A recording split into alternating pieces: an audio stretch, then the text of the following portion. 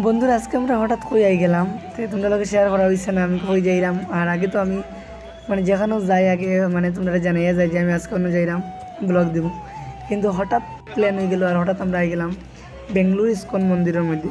তো এত সুন্দর মন্দিরটা দেখে আমি পুরো ক্রাশ খাই গেছি মন্দিরের উপরে।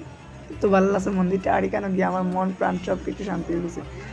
আর আমার এত দিনের স্বপ্ন ছিল বেঙ্গলুরু ইস্কন মন্দিরে যেতাম। আর এই মন্দিরের ভিতরে কিন্তু একটা গোল্ডেন টেম্পলও আছে, সেটাও দেখাই তোমার পাশে দেখো। এখন আমি এসেছি আমার বনিজামের সাথে, আর আমি একটু দেখাইলাম আমার ওয়াশটা কেমন লাগে তোমরা, আর দেখাইলাম আর কি আমার ফেসটা আমার তোমাদের কেমন লাগে। তারপরে এই দেখলাম মন্দিরের ভিউগুলা এত সুন্দর। দেখো যে গোল্ডেন টেম্পলটা বলছিলাম সোনার মন্দিরটা, সোনার পালা নিচের উপর উপরে সোনার। তারপরে এই যে জলটা দেখতে পাচ্ছ, এটা একটা সুইমিং পুলের জলের মতো, এত সুন্দর জল। আমি তো দেখে পুরো ক্রাশ ক্রাশ খাইছি। তারপরে জলটা দেখে ভিডিও করে যে না তুই একটা ভিডিও করে এলো আর ব্লগের মধ্যে দিলে খুব বেশি ভালো লাগলো, তাই ভিডিও করে আমি ভিডিওটা করলাম। তারপরে এই গোল্ডেন টেম্পলটা আমি আবার ভিডিও করলাম 3 সেকেন্ড, ভিডিও করার এলাও নাই। এরপরে দেখো এখানে জল পড়ে পার, কিন্তু এখানে জল যে পড়ছে আমি স্বপ্নে কল্পনাও করতে পারছি না যেখানে জল আর হয়ে থাকে।